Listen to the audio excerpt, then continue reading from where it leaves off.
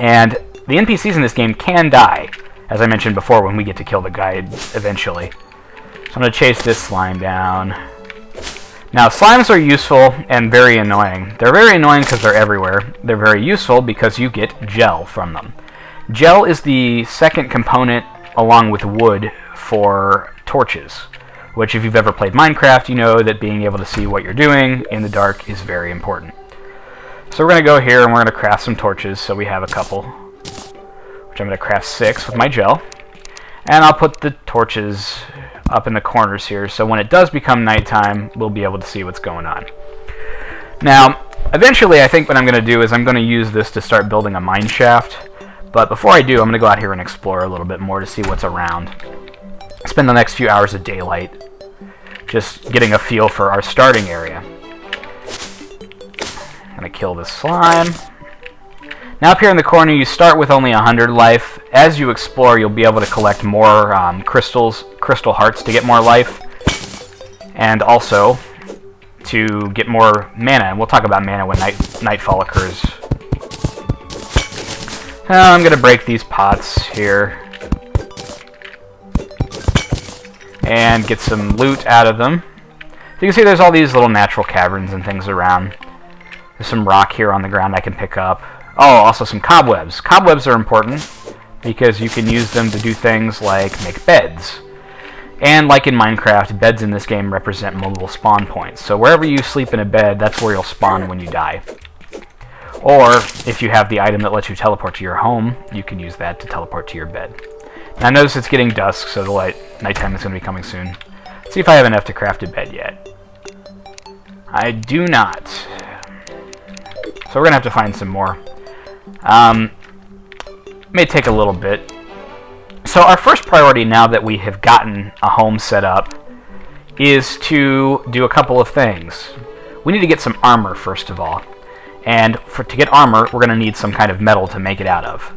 So what we're going to do is we're actually going to come in here to the house, and to get us started for our journey, we're going to go ahead and build some platforms. Wood platforms will make traversing the underground a lot easier. So we're going to get about 25 of these. And now we can finally start to build our mine shaft. I'm going to make sure we have enough torches. So we'll use up some more gel. And this should be good enough to get us started on our underground incursion. So I'm actually going to cut into the floor here a little bit, and you'll see why in a second here. Now what I'm going to do is I'm going to put a wood platform right there, so now we can drop into our mine, and we'll just use this as our mine here. So, time to dig underground. Now this part can be a little boring, I admit. Now notice that I can't exactly jump to get back up there. This is why I made these wood platforms. So I'll move over to the side and I'll make a platform. Now I can jump back up into my house as necessary. I'm also going to go ahead and take some wood wall and cover this up down here, that way it doesn't look like the outside. And I think I'm going to go a few levels deeper here. The great thing about Terraria is you can do pretty much whatever you want. You can build what you want, you can go where you want. The goals are really... Oh, see, this right here would have been a perfect time to announce, you know, a rule in Minecraft is never dig straight up or down.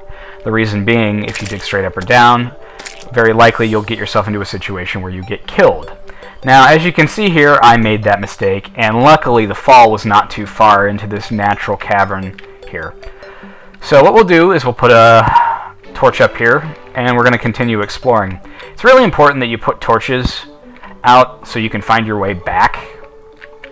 I notice this is a pretty good little natural cavern here. Put some torches up. Break this chest, so we got some shurikens. Let's take a look at the loot we actually got from before. Let's see here, we got some shurikens, which are some nice ranged weapons that will allow us to do 10 damage to anything. It can be very useful. You can see all their stats here. We also came up with a lesser healing potion, which will be very helpful in case we take damage, and a swiftness potion, which will increase our movement speed. So we can continue exploring a little bit under here. Now what we're looking for, like I said, is we're looking for some copper. Once we find some copper, then we can make some armor. And once we make some armor, then we can actually do a little bit of exploring out at night. Our first major goal, like I said, was to build a house at night. The second major goal is to get ourselves equipped with some nice weapons and armor. Once you've got yourself relatively equipped, then you want to take on the bosses. And from there, then you can pretty much go wherever you want. We'll talk about the bosses in another Let's Play once I get a little closer to doing that.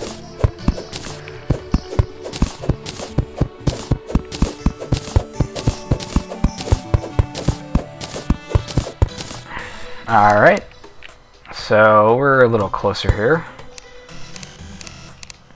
Now, we're still in the upper level of the underground, which means to say we're not really in the mining area yet. Once we get into the mining area a little bit deeper, the background will actually change from this sort of dirt background to one that has a little pebbles in it. We're going to go ahead and dig down right here, I think.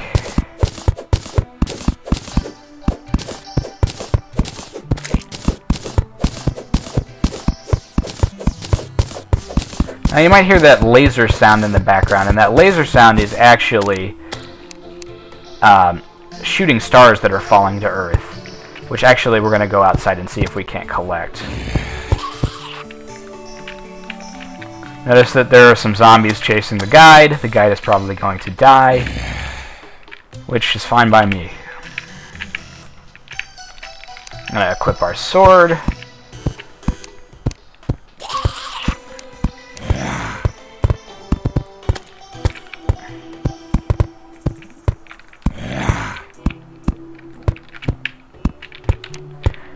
Alright, so what we need to do with these shooting stars is we need to get 10 of them. Once we get 10 shooting stars, then we have mana. We can use them to create another little item. I'm going to get my shurikens out so I can deal with these zombies. Now, the zombies won't break down your door. The only time they'll break down a door is when a blood moon is rising, and you'll get a little textual prompt down in the corner here that will tell you that. Otherwise, you're safe inside, unless you open the door.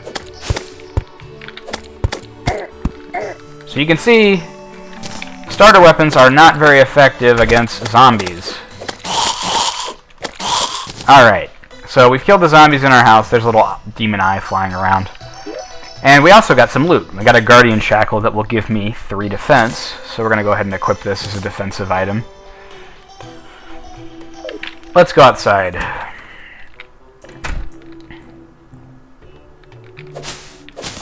I'm going to collect that mushroom so we can eat it later.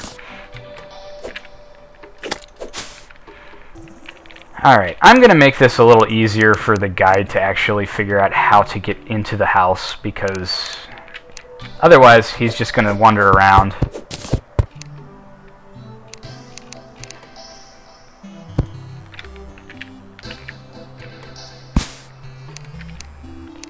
So in order to remove these, we have to basically give him a stairway up to the top here. And I'm going to have to chop down some trees to do that. And our friend the eye is back.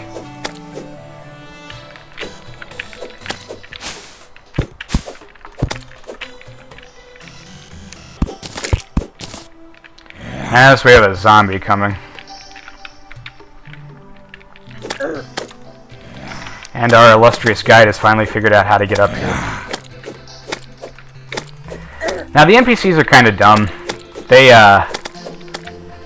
They'll just NPCs are dumb. They take a while to figure out how to get into the house, but have no fear, they will actually move into the house of their own accord.